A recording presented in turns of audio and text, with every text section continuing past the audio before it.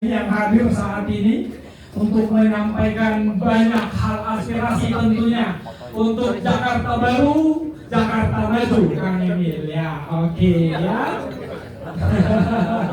Harus sudah start memang itu ya.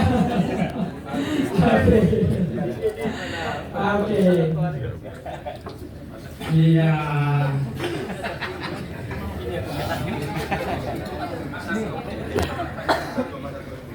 Semangat. Kebersamaan kita tadi informasinya Kang Emil di tengah-tengah kesibukannya lagi kampanye hanya 30 menit. Tapi beliau pengen banget membersamai aktivis Kristiani ini, pengen mendengarkan apa sih gitu ya. Maka beliau hadir di sini untuk membersamai kita. Begitu ya Kang ya. Oke, kami biasanya panggilkan karena kami sama-sama dari Jawa Barat.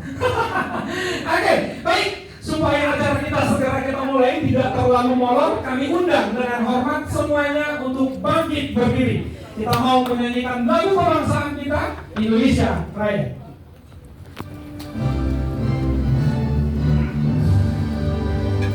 Indonesia tanah airku, tanah tumpah darahku. Di sanalah aku berdiri, jadi pandu ibuku. Indonesia kebangsaanku, bangsa dan tanah airku. Marilah kita berseru, Indonesia bersatu.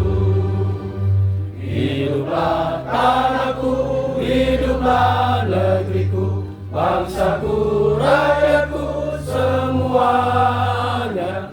Bangunlah jiwanya, bangunlah badannya untuk Indonesia Raya. Indonesia Raya, merdeka, merdeka, tanahku, negeriku yang ku cinta. Indonesia Raya, merdeka, merdeka, hiduplah Indonesia Raya. Indonesia Raya, merdeka, merdeka, tanahku, negeriku yang ku cinta.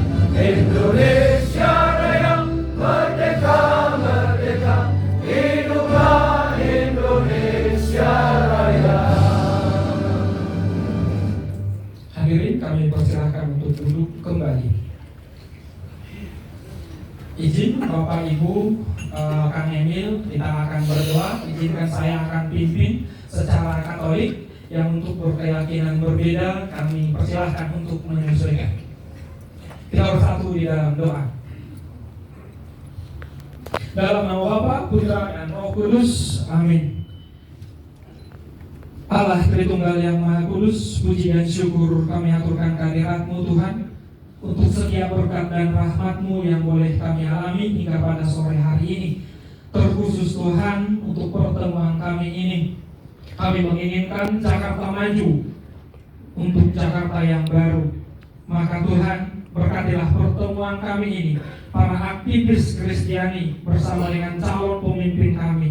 Maka biarlah setiap apa yang boleh kami bicarakan hari ini, apa yang kami rencanakan, sungguh Engkau berkati dan berkenan bagimu, maka segala sesuatunya akan berjalan dengan baik. Maka apa yang kami harapkan, apa yang masyarakat DKI harapkan dan bangsa ini untuk Jakarta Baru, Jakarta Maju, sungguh boleh terwujud. Maka Tuhan, kami hanya berserah kepadamu, segala sesuatunya bersumber daripadamu. Maka nyatakan kuasa dan kemuliaan-Mu Tuhan dalam pertemuan kami ini. Kami puji muliakan nama-Mu Tuhan, kini dan sepanjang segala masa. Amin. Di dalam nama Bapa, Putra, dan Roh Kudus. Amin. Oke, baik Bapak Ibu, luar biasa sudah hadir dari pukul 4 Kang Emil. Karena sangat antusiasnya nih untuk berdialog, untuk menyampaikan aspirasi demi Jakarta Baru, Jakarta Maju ini. Oke, acara ini diinisiasi oleh Sakti, relawan Sakti, yaitu adalah relawan solidaritas anak muda untuk keberagaman dan toleransi Indonesia. Relawan ini sudah dibentuk kemarin bersama-sama dengan Pak Wakil Presiden, ya, kami langsung di Solo untuk membentuk organ ini, relawan ini, dan puji Tuhan kami berhasil untuk membawa pasangan nomor 2 untuk naik menjadi pemimpin kita. Harapannya di DKI juga kita akan bisa memberikan dampak dan impact tersebut. Oke, supaya acara ini resmi gitu ya, kan ada ketua pelaksananya. Maka untuk ketua pelaksana yang juga adalah selaku koordinator atau komandan sakti DKI kami undang untuk Bapak Andoro boleh memberikan kata sambutan. Ya, silakan di tempat saja.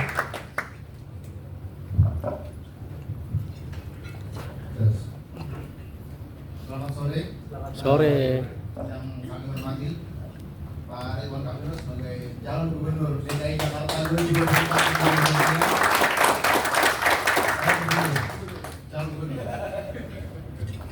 Para senior, rekan-rekan aktivis yang telah hadir di sini, terima kasih sudah hadir.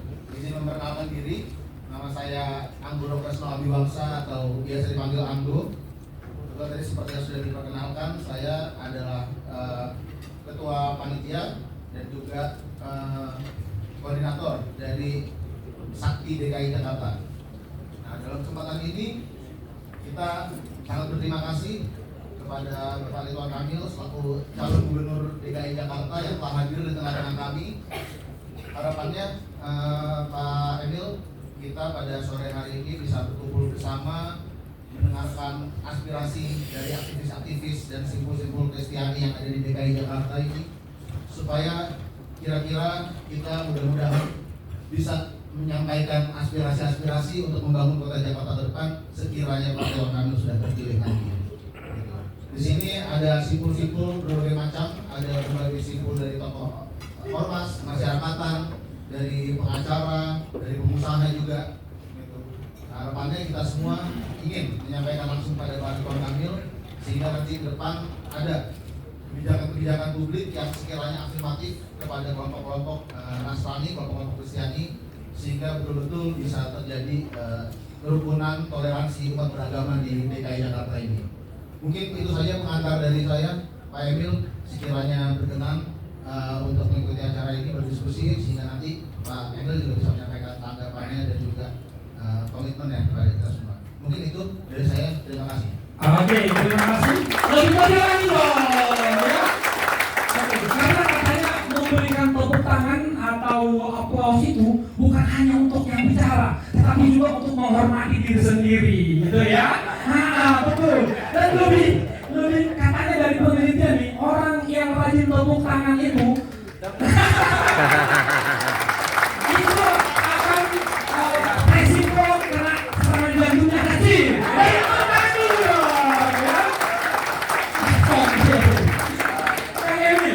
H-7 sebelum pencoblosan atau H-3 sebelum masa kampanye ditutup, kami aktivis Kristiani pengen banget menyampaikan harapan-harapan kami sebagaimana tadi tagline-nya sudah disampaikan, ingin Jakarta baru. Kami pengen ikut dulu membuat Jakarta baru itu supaya Jakarta benar-benar baru. Ada beberapa hal Kang Emil yang menjadi keresahan kita, yaitu adalah tentang keberagaman dan toleransi di DKI. Terus yang kedua adalah tata kelola kota, Kang Emil. Terus yang ketiga adalah ini agak riskan dengan Gen Z kita, anak muda ini, gitu ya. Terus yang keempat itu adalah lapangan pekerjaan. Dan yang kelima mungkin Kang Emil, ada isu yang merebak di luaran itu tentang partainya yang mendukung Kang Emil itu ada PKS dan juga kemarin juga ada FPI, itu ternyata menjadi ada keresahan juga, gitu ya. Dan jadi kami pengen mendengarkan nanti bagaimana sih Kang Emil bisa menepis keraguan kami yang tanda kutip minoritas ini, walaupun kami bilang kami minoritas tapi kami punya daging, Kang Emil, gitu ya. Nah, jadi tidak hanya minoritas saja. Nah, tapi ini nanti akan banyak dari kami yang menyampaikan. Tadi saya sudah sampaikan di awal bahwa ini adalah simpul-simpul aktivis Kristiani. Ada yang dari akademisi, politisi, ada juga dari ya betul ya, rohaniawan pastinya, para pendeta gitu ya. Oke, semua nanti kami minta tanggapan dari Kang Emil setelah para orang-orang yang kami sebutkan tadi menyampaikan harapan atau mungkin ide harapan terkait Jakarta Baru dan Jakarta Maju. Begitu rekan-rekan semua, Bapak Ibu dan Kang Emil. Untuk pertama kami persilahkan Bapak Selarus Gusma untuk menyampaikan apa sih harapannya gitu ya dari DKI Maju tuh untuk kedepannya seperti apa. Bapak Stefanus Gusma adalah penggiat atau aktivis kemasyarakatan. Kami persilakan Bapak Stefanus Gusma. Siap.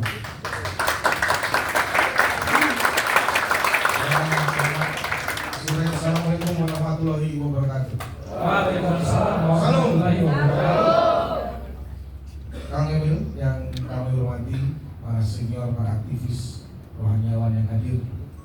Kalau pendeta boleh hadir, kok Romo sembunyi-sembunyi. Romo tidak boleh berpolitik.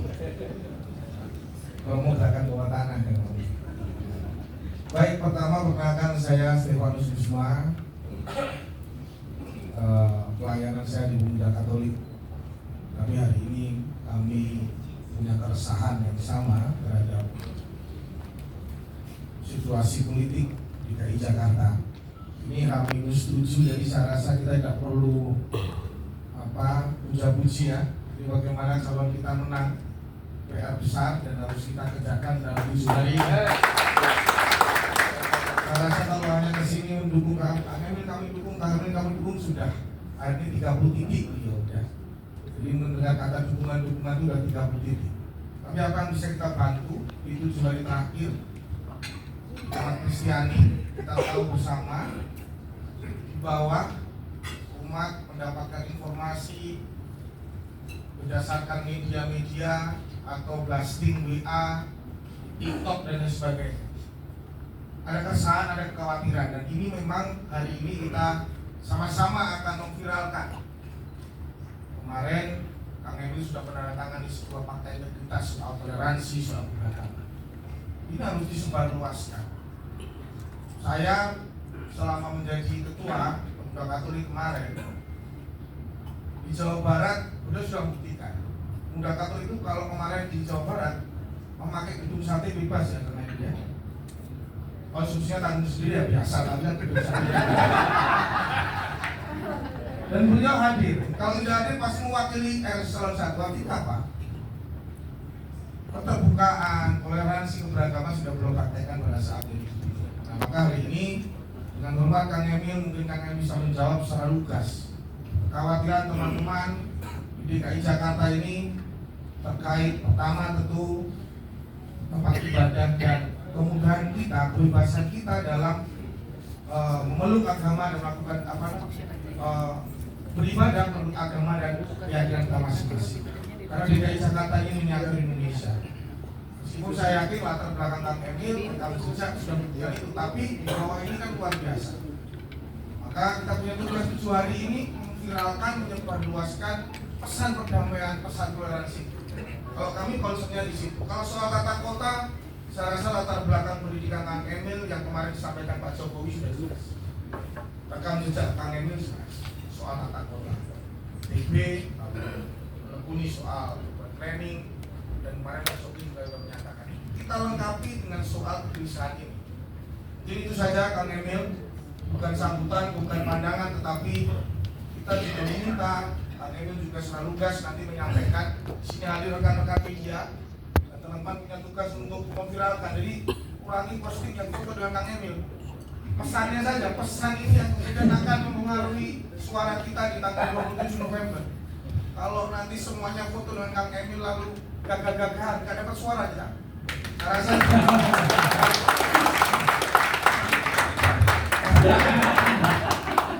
itu, terima kasih, saya kembalikan ke Oke, baik. Terima kasih Bapak Stefanus Gusma. Ya betul ya, untuk tata kota tadi di Bandung, saya kebetulan sekretaris Pemuda Katolik Jawa Barat gitu ya. Jadi sedikit tidaknya tahu lah Jawa Barat dan Bandung gitu ya. Terus terpentai dengan Gereja Santa Teresa Bekasi gitu ya Kang Emil ya. Oke, nah hanya tadi kita kan keresahan ini DKI, katanya gitu Kang Emil, ini DKI bu, ya gitu ya. Tapi ya ini keresahan ini harus bisa kita jawab sama-sama, kita harus kawal gitu ya. Yang namanya tadi menjadi Jakarta Baru, Jakarta Maju itu. Oke, selanjutnya kita akan dengarkan langsung dari senior kita juga, itu Mas Suryo, kami persilahkan.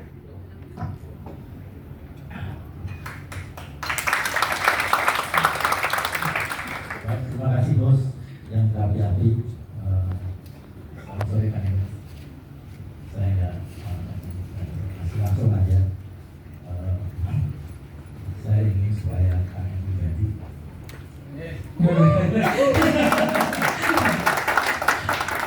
Yang satunya ya kalau Kang Emil jadi tidak lupa yang tidak lupa. Artinya kita ini memang minoritas di Jakarta. Tapi memang kita peran kita di dalam. Jadi teman-teman ini punya potensi yang luar biasa yang bisa digunakan, bisa digunakan untuk membangun Jakarta dan menjadikan Jakarta baru. Jadi saya hanya mengeksplorasi sebenarnya boleh asal Bisma tadi bagaimana supaya isu-isu dari Kang Emil bisa kita jawab atau bisa kami jawab supaya kita semua semakin mantap. Yang ragu-ragu bisa bisa yakin akan pilihan kita 7 hari lagi. Jadi 7 hari tidak lama. Selain itu juga boleh juga kita mendoakan supaya 7 hari ini yang terbaik yang terjadi nanti untuk Kang Emil kita. Terima kasih. Oke, terima kasih. Tepuk tangan lagi dong ya, supaya risiko kena jantungnya semakin kecil, gitu ya. Oke, aktivis kemasyarakatan, aktivis senior, gitu ya. Nah, terus tadi disampaikan pokoknya pengennya Kang Emil jadi untuk memimpin Jakarta Baru dan Jakarta Maju. Amin. Oke, selanjutnya kami berikan kesempatan kepada para rohaniawan yang menyatakan diri mereka itu kelompok pemberani Kang Emil. Nah, kami kasih kesempatan dari rohaniawan untuk mewakili salah seorang untuk nanti boleh juga kita elaborasi. Boleh siapa? Parito. Monggo.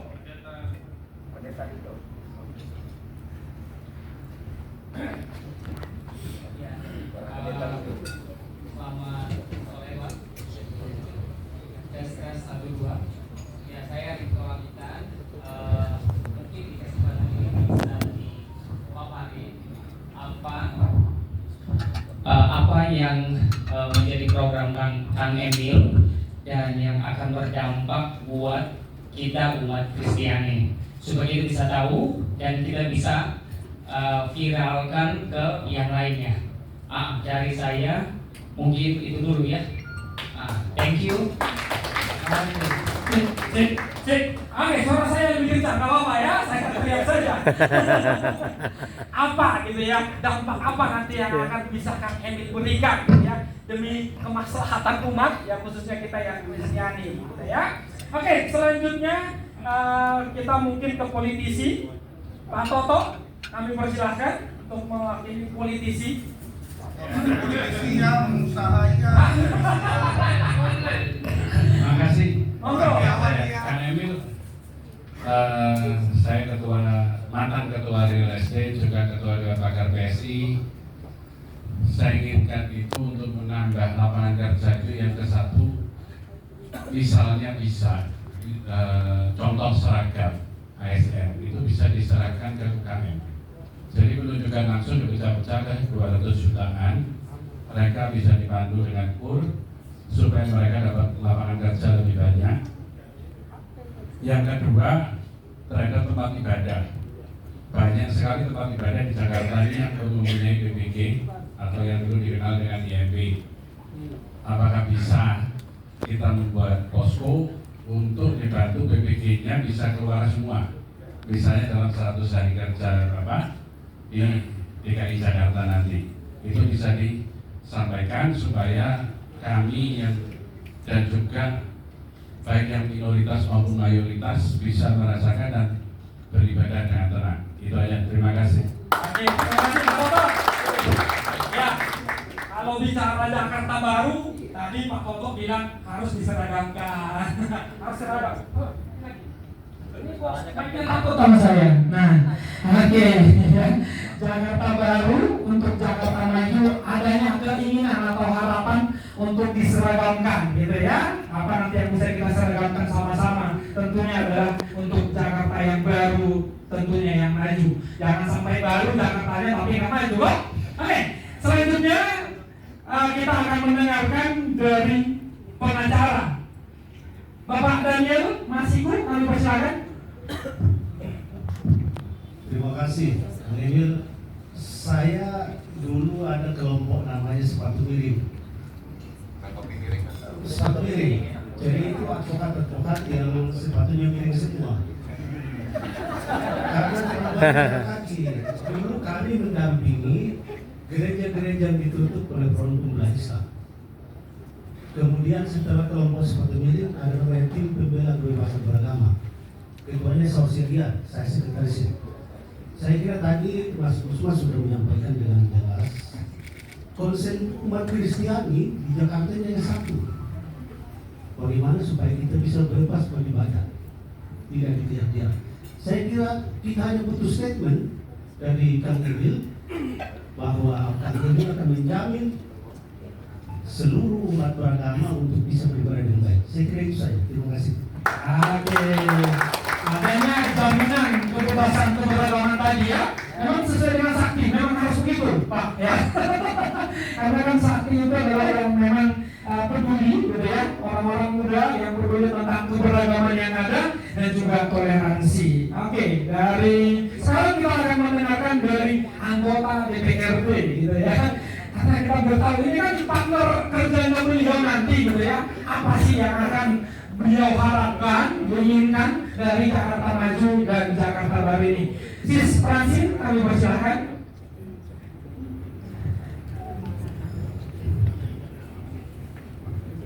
Selamat sore semuanya, selamat sore Pak Emil.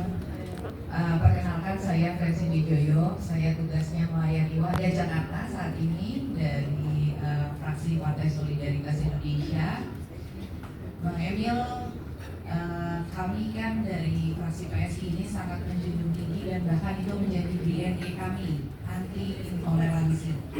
Nah, kami butuh komitmen dan keyakinan dari Bang Emil, apakah kami bisa tetap menjaga nilai-nilai anti intoleransi tersebut terhadap warga Jakarta selama Bang Emil nanti menjabat.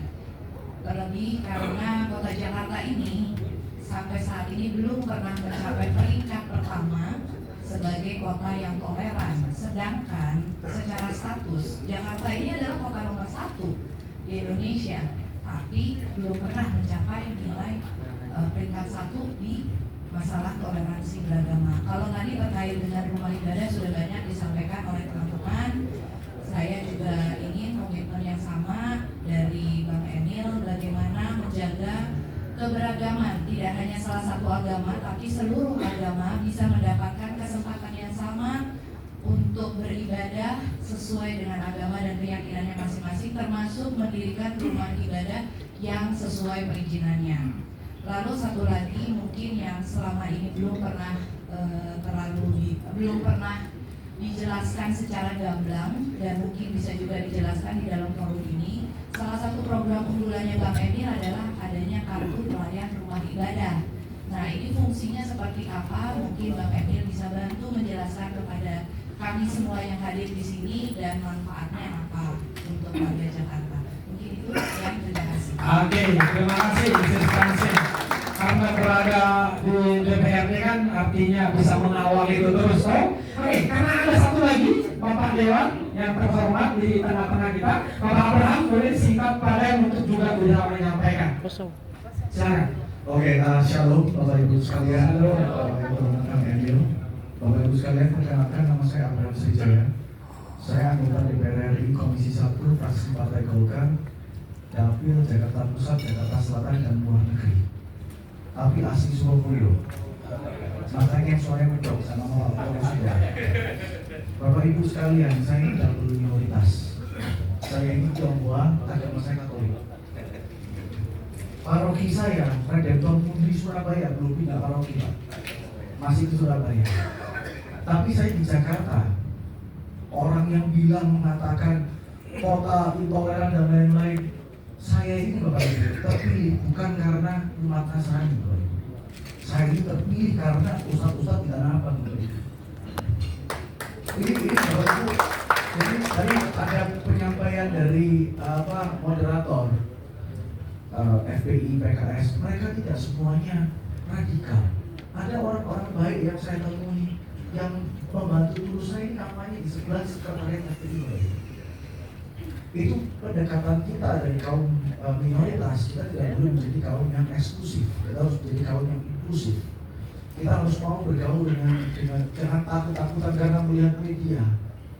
Kita semua harus bersatu untuk menggemparkan apa yang namanya toleransi itu. Jadi bukan hanya omongan semata. Bapak Ibu sekalian, saya dari Partai Golkar, ketua panitia di sini Mas Andro dan ada Mbak Angel, itu juga teman-teman saya di Golkar. Saya ini bukan politisi yang bisa diatur-atur Bapak Ibu. Saya ini politisi yang selalu belajar namanya politik kebenaran. Dan saya mendukung Kang Emil bukan karena Kang Emil mendukung Partai Golkar. Saya mendukung Kang Emil karena Kang Emil ini adalah sosok yang memang wajib kita dukung. Bapak Ibu, dari 3 calon, 3-tiganya baik. Yang punya willing untuk memimpin Jakarta hanya 2. Dan salah satunya Kang Emil. Yang satunya ditunjuk Bapak Ibu. Tapi saya harus ngomong apa adanya, saya nggak menyebutkan angka nomor berapa dan lain-lain. Kita harus punya willing untuk merawat kota Jakarta dan harus punya track record. Bapak Ibu, banyak sekali di BUMD pemimpin-pemimpin, direktur-direktur yang mungkin tidak menunggu waktu kapan diringkus. Saya harus ngomong apa adanya. Ini harus diperbaiki. Kita harus punya sambung lidah pemimpin yang betul-betul memperjuangkan ingin memperbaiki Jakarta.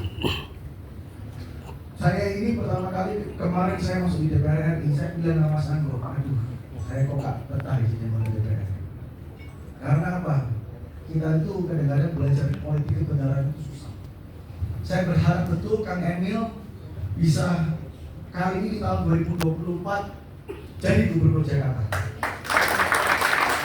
Karena saya yakin Kang Emil kalau menjadi gubernur Jakarta ini adalah suatu kesempatan buat kita, di mana pilkada DKI tahun 2016-2017 kemarin yang begitu memisahkan kita, ini kita bisa bersatu kembali Bapak Ibu. Kesempatannya adalah sekarang. Dan saya sebagai umat Katolik, teman-teman semua di sini yang mendengarkan speech dan sambutan Kang Emil, saya memohon kepada teman-teman sebarkan kabar baik ini. Hari ini foto sebarkan kabar baik ini bahwa Jakarta akan menjadi sekali lagi kota yang toleran. Amin. Oke, tadi sebenarnya dari awal saya sudah sampaikan isu-isu apa sih gitu ya yang kita mau sampaikan atau minta pendapat dari Kang Emil. Tadi yang masih belum disinggung itu adalah tentang gengsi dan pendidikan gitu. Sorry? Siap, monggo. Masih ada satu ya. Mas Joko, kami persilahkan. Kok tak kasih mobil? Terima kasih. Saya juga bingung di kodok ini. Indonesia Patria.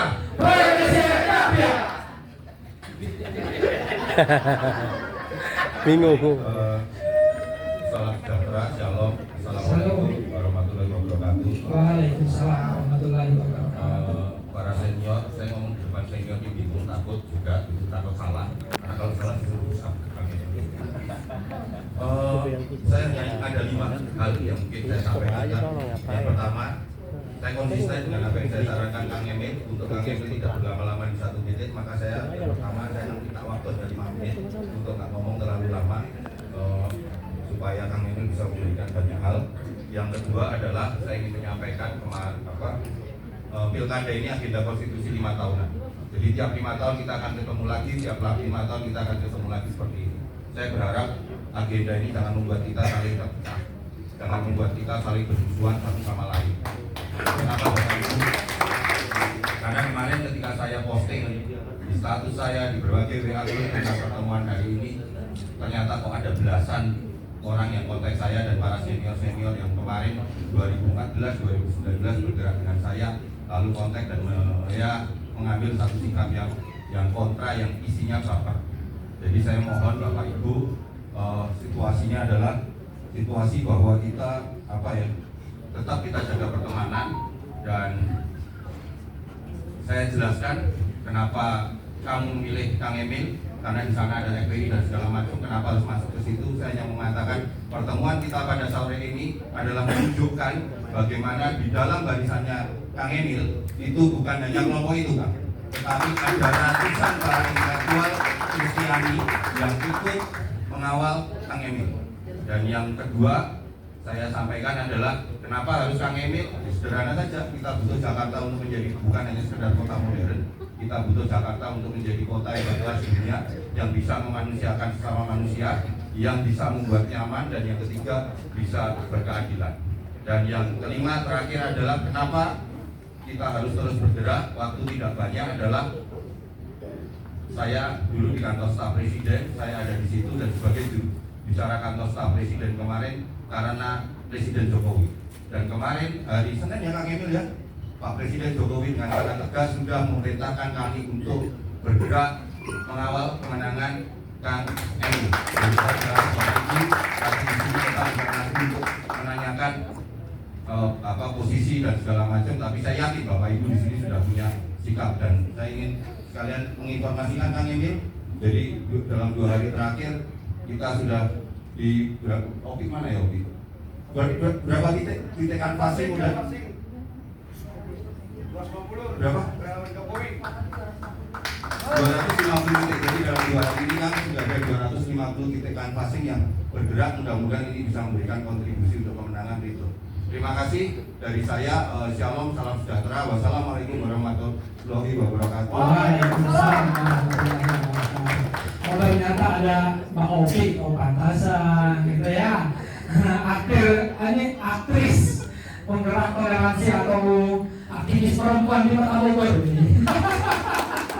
Kebetulan sama-sama ya. Oke, tadi saya sampaikan masih ada tadi yang belum disampaikan lebih lugas, itu adalah tentang Gen Z ini, Kang Emil, yang mana kekhawatiran kita bahwa bagaimana pendampingan Gen Z ini supaya mereka itu tidak apatis, karena mereka yang akan menikmati atau menjadi orang-orang pimpinan nanti di era Indonesia emas. Nah, langkah apa yang bisa kita ambil atau lakukan untuk bisa mengelaborasi Gen Z ini untuk boleh lebih tough gitu loh, untuk siap di era Indonesia emas di 2045.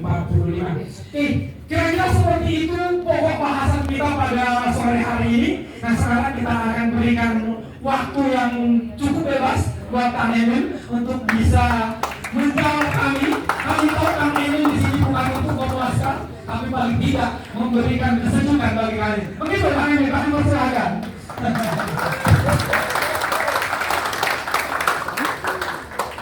Ya, terima kasih.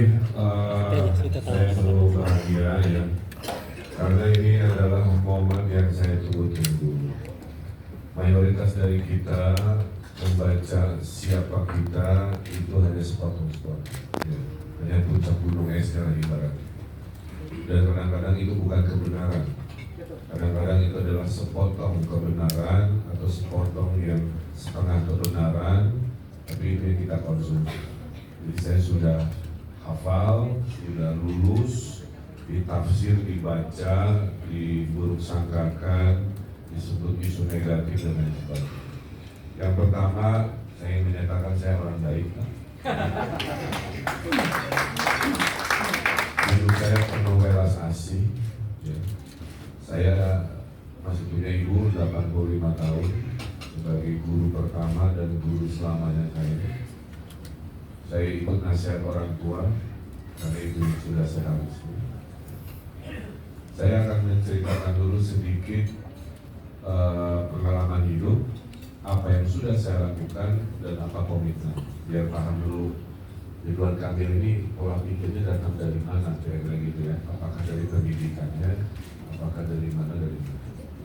Saya anak kelas menengah Pak, anak kelas menengah, saya ibu dosen sederhana, gaji PNS yang namanya guru ya segitu-gitu aja, sehingga saya tidak diwarisi harta oleh orang tua. Jadi saya nggak punya harta warisan. Saya hanya dikasih ilmu dan nasihat. Ibu saya masih ada 85. Kemudian saya sekolah di ITB di bidang memang arsitektur, sehingga saya mendesain bangunan. Kemudian saya S2 ke Amerika beasiswa, tak punya uang. Saya kerja paruh waktu sebagai tukang gambar di tata kota di Berkeley di Amerika. Ya. Maka kadang-kadang sehari sekali karena menghemat uang dulu. Nah, kemudian lulus di bidang tata kota, maka saya bekerja 7 tahun mendesain kota global. Ya, ada hampir 50, mayoritas di Tiongkok, di Timur Tengah, di Singapura, di Thailand, di mana-mana selama 7 tahun sebelum dipanggil pulang. Jadi kalau ditanya ada pengalaman apa itu kota global, yang memang terjadi itu. Kemudian setelah pulang, saya diminta jadi penasihat gubernur. Pak Sutioso 2 tahun, diminta penasihat gubernur Fauzi Bowo 5 tahun, total 7 tahun. Kenapa saya berhenti jadi penasihat gubernur? Karena saya maju wali kota. Sehingga akhirnya dikabulkan 5 tahun mengurus wali kota Bandung dan 5 tahun mengurus gubernur Jakarta. Sorry.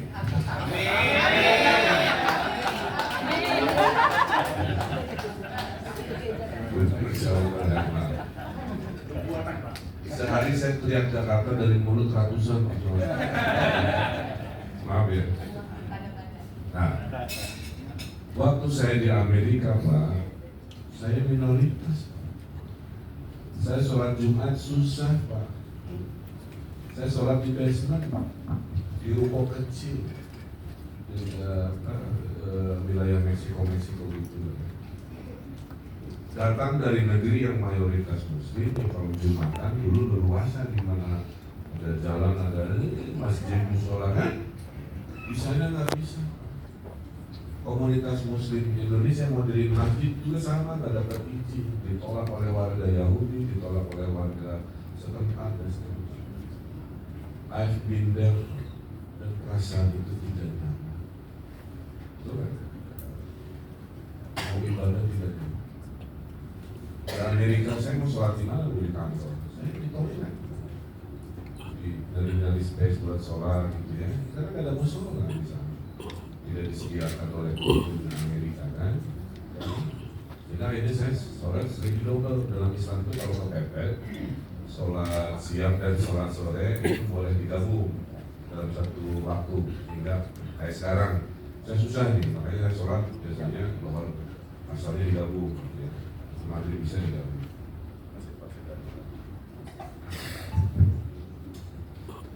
Jadi poin pertama adalah saya kalau ditanya perasaan Bapak Ibu, saya pernah merasakan dibanding calon-calon yang lain.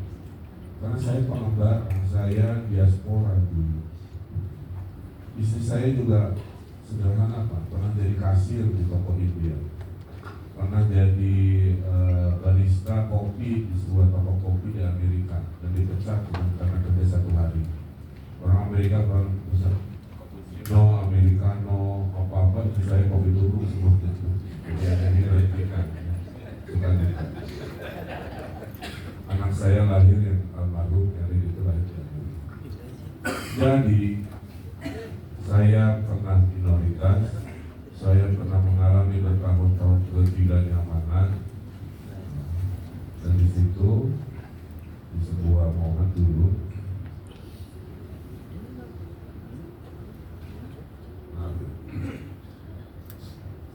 saya dulu pernah bersumpah Pak,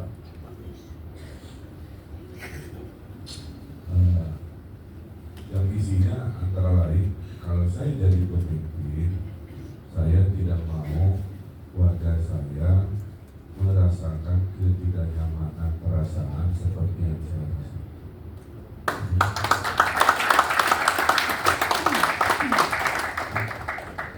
Ini terus sorry ya, saya mengalami perasaan itu.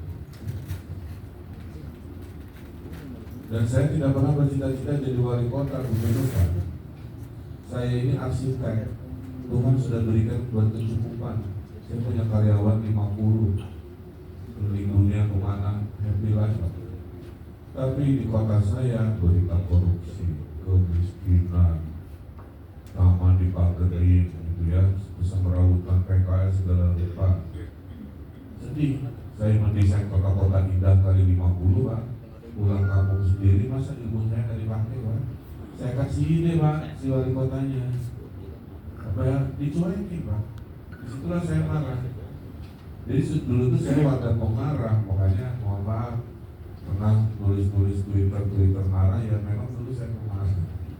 Makanya nggak ada lagi kecuali minta maaf, ya kata ibu, minta tolong, terima kasih, minta maaf ke rumus hidup yang beradab kan gitu. Gitu Pak. Di satu track record ya, saya ceritakan saya pernah minoritas Pak, dan saya pernah bersumpah jangan sampai perasaan saya dialami oleh suatu hari warga saya. Itu kata pertanyaan. Dua, Bapak waktu saya wali kota Bandung, kira-kira dengarnya bagus apa jelek?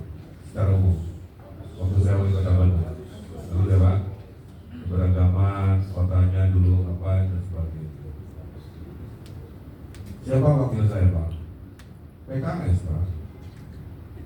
Jadi waktu saya wali kota Bandung, wakil saya PKS juga. Apakah terjadi hal-hal tanda kutip ya? Warga Katolik di sana merasakan ini itu nggak ada Pak. Saya bilang jam Natal saya amankan, saya rapat ini itu saya kunjungi, kan? Dan ini fakta terpenting Pak. Siapakah ketua tim saya sekarang? Saya jawab cerdas-cerdas dulu. Siapa ketua tim saya itu? Pak Aliza Kadriado, mantan waktu. Saya pilih karena Google Map saya, beliau mantan waktu Google. Waktu saya wali kota Bandung, waktu saya PKS. Ketua tim saya namanya Aloysius Ipong Witon, Katolik sejati. Tim saya seribut. Kenapa orang Katolik? Saya butuh dua. Satu memang pintar politik. Dua, wajah saya bukan wajah satu golongan saya. Wajah saya adalah Pancasila. Ketua tim saya Katolik, wakil saya PKS. Emang nggak boleh? Justru saya ingin bertanya kenapa kepada sebagian dari kita masih selalu berburu sangka seolah-olah yang berbeda tidak boleh dirangkul, seolah-olah yang terlalu jauh harus dipukul, seolah-olah yang ekstrimnya di sana betul-betul harus dibuang, kan begitu. Saya punya rumus relak asih Pak. Maka metode saya adalah merangkul, bukan memukul. Mendekatkan bukan menjauhkan. Nah di sini terjadi tafsir kan, kenapa Pak Ridwan bersama kelompok itu? Berarti saya balik logikanya Pak, pemimpin itu mewarnai Pak, bukan diwarnai. Pemimpin itu kayak tukang parfum. Ibu datang dekat ke saya, harumnya ke bawah, bukan sebalik. Jangan dibalik. Kalau saya mendekati seolah-olah saya akan terwarnai. Dibalik Pak, pemimpin itu tugasnya mewarnai. Yang terlalu jauh saya dekatkan ke tengah, yang terlalu kiri saya dekatkan ke tengah. Kenapa saya bilang ke tengah? Karena tengah itu Pancasila. Pancasila tidak terlalu ke kiri-kirian, komunis. Pancasila tidak terlalu ke kanan-kananan, fundamentalis. Pancasila ada di tengah-tengah. Itu fakta ya, supaya menjawab kenapa merangkul kan, bukan bagian merangkul. Sekarang Bapak buka HP-nya, yang lagi ngerekam melanjutkan, yang belum ngerekam tolong Google, saya kasih sebuah cara rada-rada, tolong ke Google, siap? Kalau udah siap kabari. Ya, bagus aja ya. Kita rada santai lah ya. Siap. Jadi gabungan antara teratur dan macam-macam mohon maaf. Ini mic-nya kurang dana juga nih. Oke. Keywordsnya Ridwan Kamil, tulis Ridwan Kamil, tulis spasi NII Negara Islam Indonesia, NII spasi Gedung Sate. Ridwan Kamil spasi NII Spasi Gedung Sate. Monggo. Apa yang keluar? Turun ke bawah. Nah, tempo tuh, tidak tempo. Pimpin ikrar janji setia ke NKRI pengikut NII Ridwan Kamil. Oke. Apa berita itu maksudnya, Pak? Itu momen saya mensumpah ulang 31 pemimpin radikal kembali ke Pancasila, kembali ke NKRI, kembali ke Merah Putih, kembali ke Indonesia Raya. Yang mereka berbelas tahun di depannya ngakunya NKRI, padahal aslinya dia berideologi bernegara lain, kan? Pertanyaannya, Pak, kenapa mau kembali? Karena dirangkul, Pak, dimanusiakan, diajak ngobrol, saya peluk bahunya, saya tanya kenapa, apa yang bisa saya bantu. Kita udah sepakat bernegaranya Indonesia, kok mau bikin gitu, kan? Tapi kalau pakai logika politik hari ini, Pak, bagaimana lagi ngopi-ngopi dengan pemilihan, berarti dia golongan itu, kan gitu. Itu logika yang sekarang beredar gara-gara membaca menafsir. Tolong balik logikanya. Saya ini golongan yang wajib mewarnai rakyat saya yang terlalu jauh menjadi dekat. Ayo, bayangkan kalau saya posisinya selalu memukul ke golongan itu, tidak selalu mereka patahkan, kadang-kadang mantul kayak bola bekel, dipukul keras, mereka pukul lagi keras, kan? Apa yang terjadi? Gak beres-beres. Karena perang peradaban kita ini perang pikiran, gak bisa diselesaikan hanya dengan urusan kekerasan. Tuh, kalau dengan kekerasan, Pak, mohon maaf, ada dendam, Pak, nanti dia kalah ya, karena pukulan. Jadi memelihara dendam. Sampai suatu saat kalau mungkin dia kekuatannya power, dia akan balik. Tidak boleh begitu. Jadi tolong lihat cara saya itu merangkul semua. Maka sekarang saya ingin ada tanda tangan fakta integritas, menunjukkan yang kanan juga saya rangkul, dan beliau semua dirangkul. Karena itu kan ada suatu. Itu ya, Pak. Itu bukti saya. Buka lagi. Saya biar konkret. Siap, tulis. Jawa Barat, spasi kurikulum, spasi anti radikalisme, spasi keluarnya apa?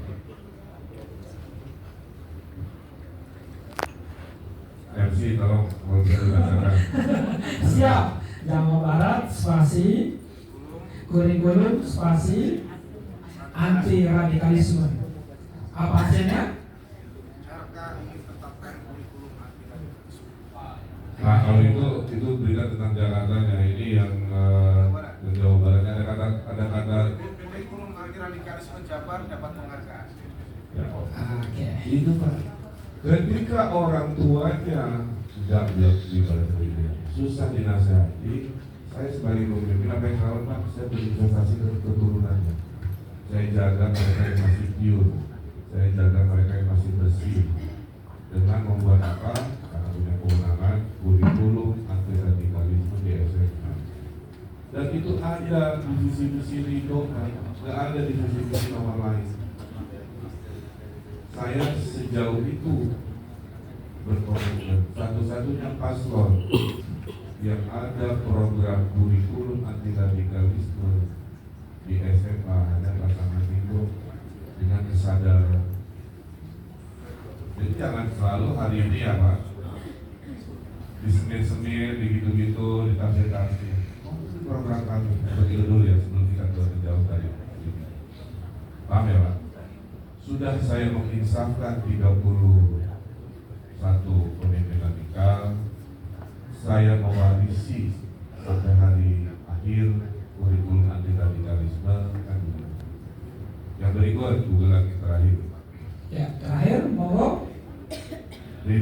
Kamil spasi digugat 9 triliun. Ridwan Kamil spasi digugat 9 triliun. Baik. Dua.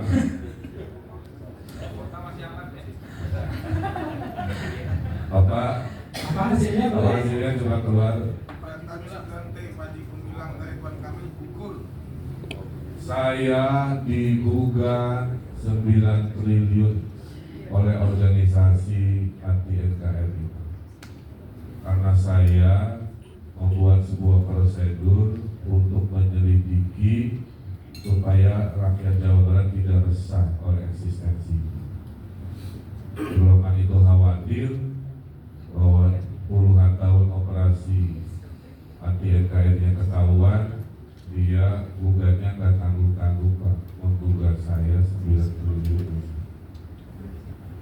Sampai saya juga bingung kalau kalah bayarnya. Paham ya Pak? Saya sendiri Pak dimusuhi oleh yang radikal. Tuh, silakan ini bukti Pak. Nggak ada di pasal lainnya karena apa? Seperti Pak Jokowi bilang, saya, maaf ya, programnya kan mirip-mirip lah ya, kadang-kadang. Yang membedakan kan rekam jejak. Itu aja Bapak sebar-sebarkan bahwa gak usah janji-janji, saya sudah mengalami 10 tahun jatuh bangun menjaga NKRI dari golongan dengan bukti-bukti kan. Terus yang tadi kan gereja di Bekasi ya, belasan tahun susah gagal dan dikarang, akhirnya kami bereskan dan selesai. Bogor juga gereja Yasmin itu kan koordinasi juga wali kota dengan gubernur. Akhirnya jadi beres. Bagaimana menilai seorang pemimpin? Lihat saja dari masa lalu. Masa lalunya itu adalah cerminan kepada apa yang dilakukan di masa depan. Betul? Jadi kalau ada Ridwan Kamil sekarang dia dulunya gimana? Dia dari Ridwan Kamil. Bedanya tentu ada hal-hal baru yang akan dilakukan. Satu, Pak, kenapa ada materi mengaji? Itu kan dijadikan fitnah juga, seolah-olah deklarasi satu agama. Pak, pakai logika aja. Kalau saya ngomong dengan para ulama, saya ngomong apa? Tentang agama Islam apa?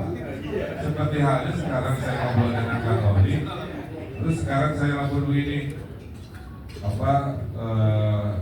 izin gereja dipermudah, ada bantuan operasional ibadah gereja, kemudian kita akan kirim pengurusi gereja ke Vatikan, saya kasih anggaran buat festival paduan suara Katolik. Maaf ya, kalau media dipotong saya dikirim ke Muslim Besar. Ridwan Kamil deklarasi Kristen. Nanti nggak framingnya kan? Saya itu kan konteksnya lagi ngomong dengan para ulama. Para ulama bilang, Pak, kita berantas bukan huruf Al-Quran untuk Muslim. Setuju. Lanjutkan ya Pak, makin mengaji Pak Anies. Setuju. Tapi saya tambahin, saya juga harus adil kepada Kristiani. Saya kasih anggaran juga buat sekolah minggu, baca Injil, baca Mazmur, baca Al-Quran. Nah, berita ini nggak viral karena kebaikan. Yang viral itu kalau persepsi negatif. Yang gampang viral itu bad news Pak, bad image, bad perception. Kalau good image, good perception susah viral. Saya akan kirim, Pak, tolong yang pengurus DKM Masjid kirim ke Tanah Suci. Oke, saya bilang. Karena ke Tanah Suci buat muslim itu mahal dan susah. Tapi saya bilang, berarti saya juga harus sama ngasih anggaran ke pengurus gereja yang setahun sekali saya kirim ke Vatikan. Siapa tahu ketemu Paus. Ada juga ke Vatikan udah 4 kali. Tapi belum pernah lihat di jendela itu. Oke, tulis Pak. Pak, berarti yang Protestan pengen ke Yerusalem Pak, silahkan.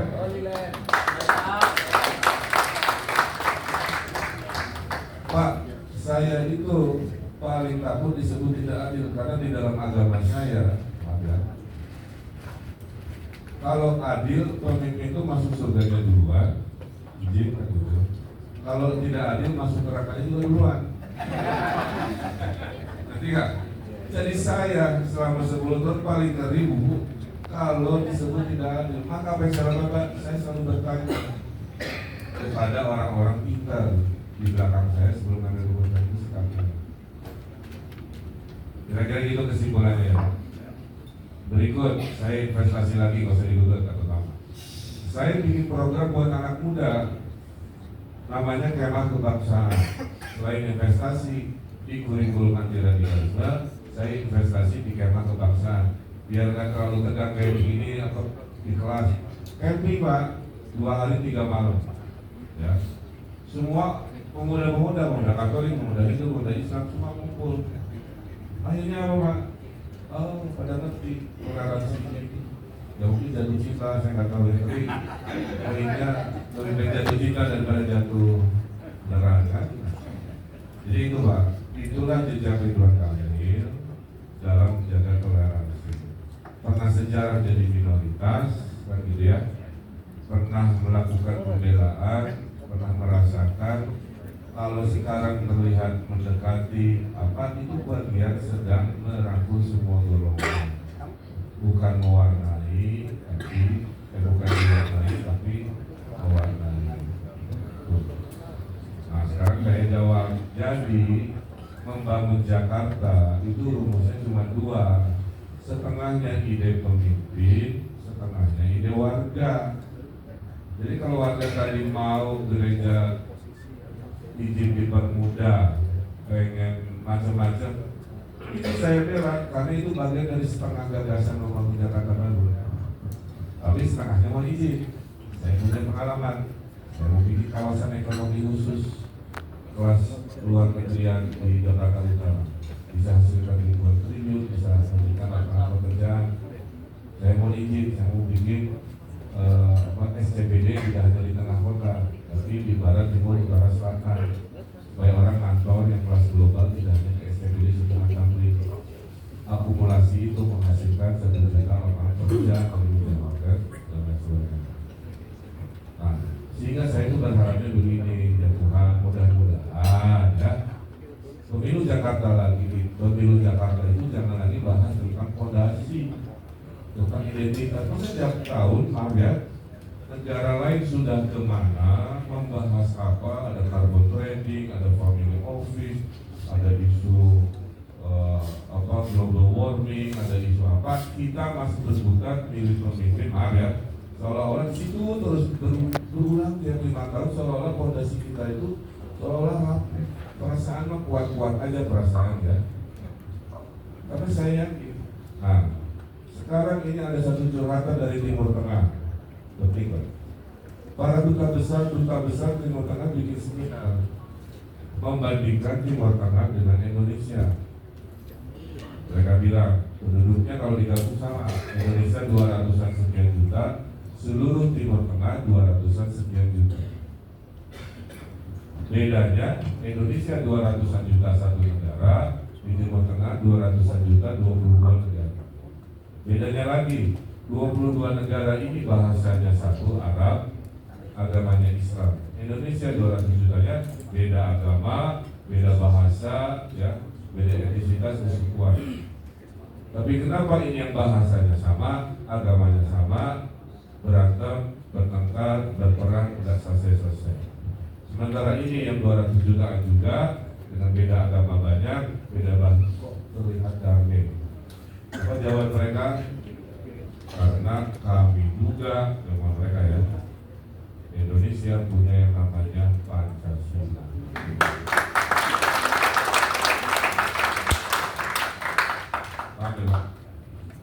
Jadi harus orang lain yang kasih tahu kamu tuh nanti ganteng. Tadi kadang-kadang nggak merasa gitu kan.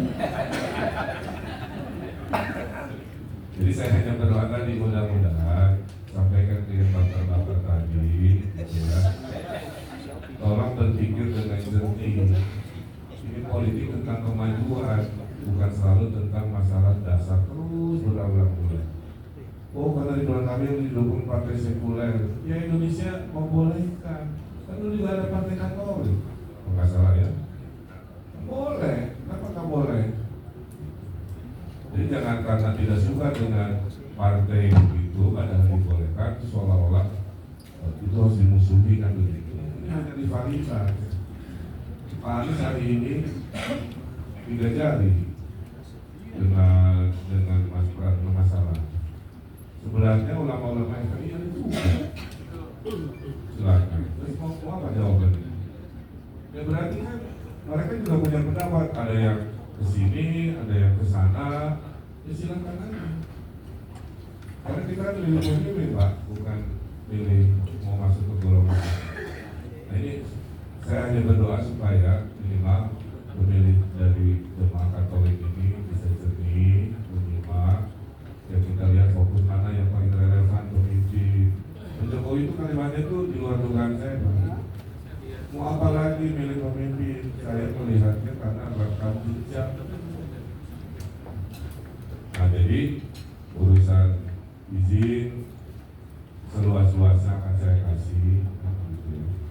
Kita komit, kemudian dukungan keadilan, anggaran operasional rumah ibadah akan disesuaikan. Saya dapat curhatan, Pak kalau renovasi gereja aman, saya arsitek, saya rapi-rapikan yang rusak-rusak.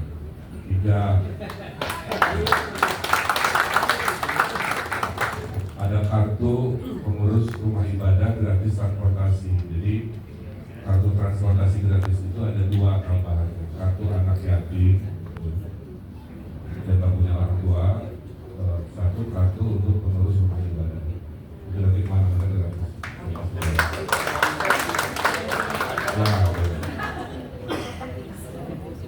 Kemudian ada program kefatikan, atur aja, saya nggak ngerti. Ya. Saya kasih duitnya aja, ya. Diatur oleh kelompok ini, tahun ini siapa, urutannya di mana, adil-adilnya. Pokoknya saya cuma ingin memfasilitasi biar orang Jakarta itu bangga. Terakhir dari saya, semua yang saya omongin itu ada datanya. Indeks kerukunan beragama di Jawa Barat waktu saya jadi gubernur meningkat dari awalnya hanya skor 72 jadi 79. Tapi kan saya kerja keras Pak untuk memastikan everybody happy, everybody is a freedom. Saya kira itu kalau Gen Z jadi lebih kepada Gen Z itu susah punya hunian, maka program saya 2 Pak. Saya akan mengizinkan rumah-rumah 2 lantai boleh jadi 6 lantai. Jadi orang tuanya tinggal di lantai 1, 2, anak cucunya boleh tinggal tetap di situ di lantai atasnya atau jadi tempat kos-kosan. Sehingga orang yang bekerja di Sudirman Tamrin bisa tetap tinggalnya di Tanah Abang, di lantai 3, lantai 4, lantai 5, lantai 6, di Sudirman Tamrin jalan kaki sehat, hemat transportasi, daripada dia tinggal di Depok, dia tinggal di Tangerang, di Bekasi yang 5 jam tiap hari dia mau kerja, uangnya habis 30%. Itu solusi saya buat Gen Z. Ya. Kemudian polusi ini saya kira volumenya saya butuh sesi lagi kalau mau menerangkan karena saya programnya ada 70 kalau dibahas akan selesai tapi kita fokus kepada yang menjadi keresahan aja ya. Oke, tepuk tangan yang mulia buat di kami. Sebenarnya saya sudah jelaskan itu ke mereka, tapi mereka nggak percaya. Ini makanya saya sudah ada. Karena mereka bilang, kamu kan sekretaris Jawa Barat, katanya. Katanya saya TKI loh. Ya, jadi katanya saya akan mencoblos Rino. Oh ya udah. Bapak Ibu rekan-rekan kami yang luar biasa yang punya kepedulian untuk terakhir argumentasi terakhir dari semua calon yang didukung penuh oleh Bapak Prabowo Subianto dan pasangan itu Pak.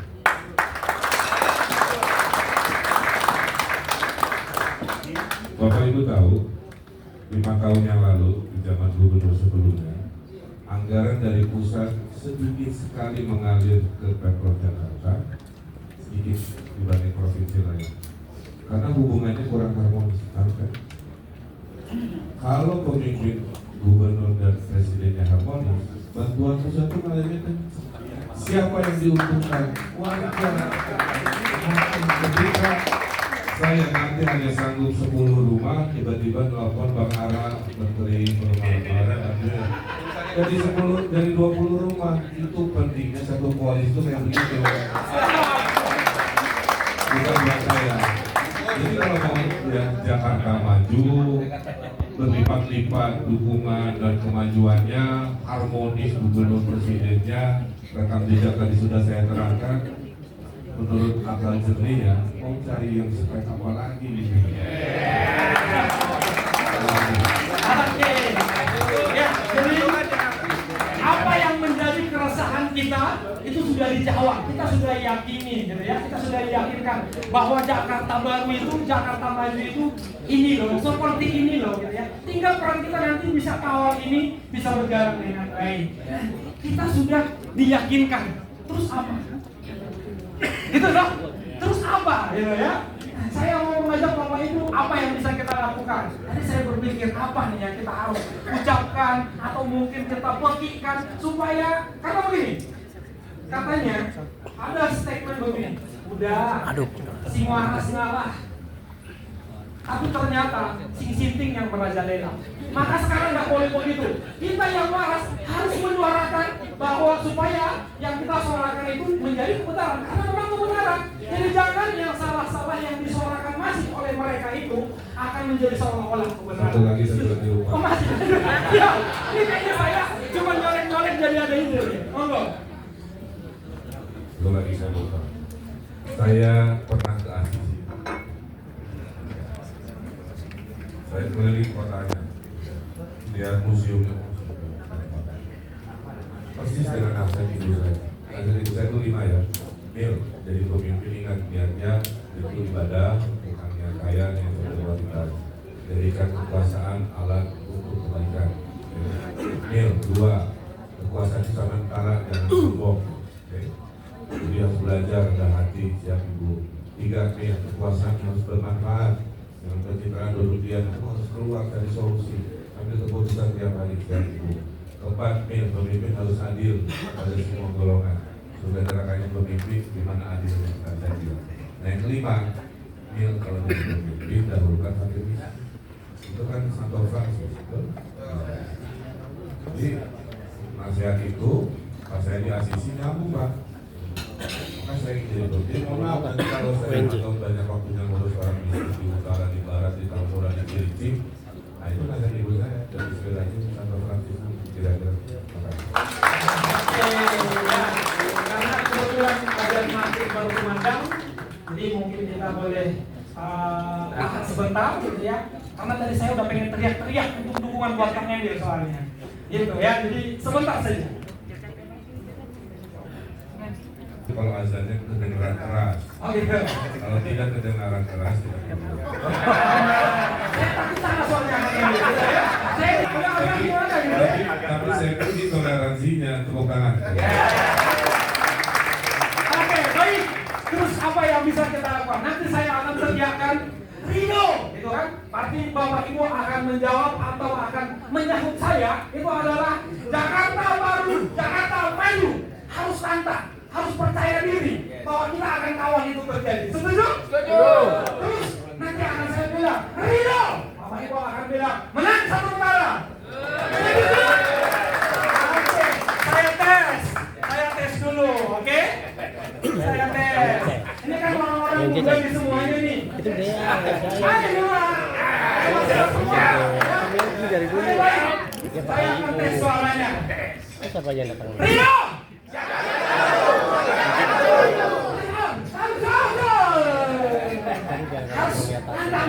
Jakarta baru, Jakarta maju.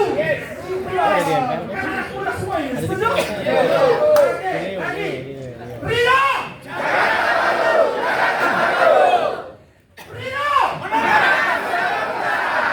Baru tes. Ini baru. Sekarang sambil berdiri, gitu ya. Sambil berdiri. Jakarta baru. Oke, kalau apa ya? Orang-orang muda dikerjai oleh saya. Belum. Orang-orang muda. Rambut putih. Rambut doang yang putih, semangatnya muda. Betul ya? Oke, siap? Siap. Tangannya harus dipalkan. Oke. Pak, teriakannya harus keras, harus terdengar sampai pagi.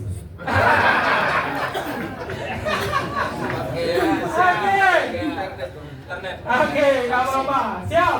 1, Rio!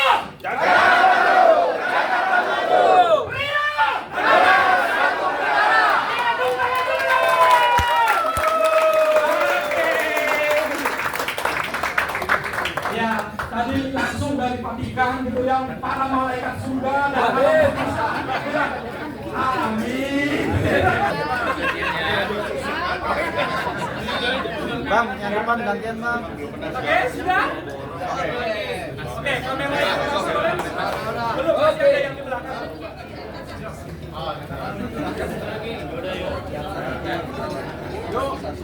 Sudah? Udah oke. Udah. Oke, Bertemu dengan masyarakat Katolik Jakarta, saya sempat ke Keuskupan Agung ya, dengan yang kami muliakan hari ini dengan aktivis-aktivis dari Katolik. Tentunya saya sangat bahagia. Musik siapa sih, musik? Bahwa adalah pertama, dari dulu sampai sekarang juga saya nggak berubah. Saya komit menjaga NKRI, menjaga Pancasila, merangkul semua golongan agama, kan, memberantas radikalisme. Sudah saya tunjukkan kan, saya menginsafkan 31 pemimpin radikal saat di Jawa Barat.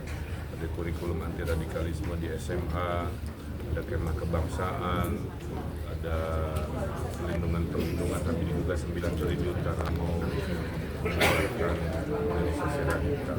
Masa itu tidak cukup ya, masih dipertanyakan ibaratnya begitu. Itu kan rekam jejak saya. Tugas pemimpin hari itu merangkul, tugas hari pemimpin itu mewarnai, yang terlalu jauh didekatkan, yang terlalu kanan ditengahkan, yang terlalu kiri ditengahkan, akhirnya bersatu di dalam Pancasilaan. Nah, hari ini sama juga saya mendapatkan kebahagiaan diberi kesempatan menjawab ya, pertanyaan-pertanyaan yang belum terjawab mungkin sambil mendengar aspirasi. Satu, perizinan rumah ibadah seluas-luasnya, termasuk ada yang sudah berdiri, IMB-nya belum, mungkin 100 hari pertama bisa kita komitmenkan. Kedua, kebutuhan guru agama di sekolah-sekolah rasionya masih kurang, itu saya kira bisa diwujudkan dengan mudah. Bantuan operasional rumah ibadah yang proporsional kan, tidak dipersamakan juga ada. Kunjungan ke Tanah Suci Vatikan bagi umat Katolik silahkan nanti kita atur, dan kegiatan-kegiatan lain seperti paduan suara dan lain sebagainya, termasuk gratisnya transportasi untuk mengurus gereja kan, bagian dari kartu yang 17 kan. Nah, itu dilakukan. Saya hanya berharap di sisa 7 hari ini minimal jangan termakan berita bohong, jangan termakan berita hoax yang mendiskreditkan ya, sedemikian rupa. Waktu saya wali kota Bandung, saya dengan PKS, betul? Ketua tim saya orang Katolik, namanya Aloysius Ipong Witono, menunjukkan saya ingin menunjukkan bahwa semua dirangkul. Wakil saya PKS dulu, ketua tim saya orang Katolik, orang Pancasila apa kira-kira begitu ya, dalam keberagaman. Saya kira itu pesan yang ingin disampaikan. Bang, tadi pendirian rumah ibadah mendesain secara langsung gereja di Jakarta. Nggak ada masalah. Tadi saya lupa bilang, saya mendesain gereja di IKN. Ada gambarnya kemarin saya tunjukkan di mana? Oh, di acara di Balai Sarjini. Saya mendesain, saya belum dibangun, baru beres gambarnya. Saya bantu gereja juga di Papua, nyumbang dari Bang BJB CSR-nya karena diskresi saya. Banyak hal-hal kepedulian saya kepada keberagaman yang orang sudah. Jadi kalau di Jakarta ada ya dengan senang hati. Cuman selama ini nggak pernah ada yang minta, gitu aja. Bukan saya tidak mau. Kok desain masjid aja? Ya karena pada minta, sampai Palestina minta. Jadi bukan membeda-bedakan karena nggak ada yang minta. Kang, tadi kan ada salah satu masalah yang disebutkan MC, itu adalah salah satu. Misalkan kadang-kadang kan Jakarta ada nih kita warga bersinggungan sama ormas, saya nggak nyebut dari mana ya, tapi memang mungkin ormas ini dikenal dengan lebih keras gitu. Tapi mungkin dari Kang Emil, misalkan nanti ketika Kang Emil menjabat terjadi, jawabannya sederhana. Tugas pemimpin itu memediasi. Beda halnya kalau keruwetannya datang dari kebijakan administrasi negara gitu ya.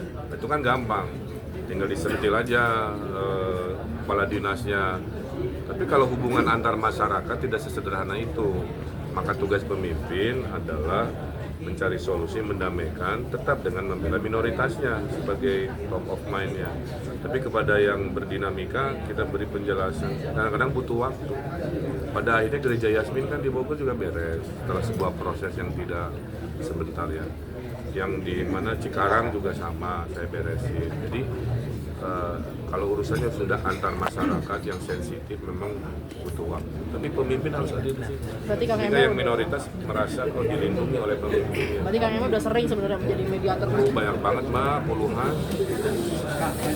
Ini tadi Terakhir ya saya harus ke acara. Jadi sempat menyinggung bahwasannya akan mengizinkan rumah tinggal sampai 6 tingkat. Nah, kita sementara saat itu kan kalau tidak salah rumah tinggal itu akhirnya 4 tingkat berdasarkan Pergub tahun 2022. Nah, ini kira-kira apa? Ya nanti itu buat kajian. Intinya kan konsep membangun Jakarta itu densifikasi.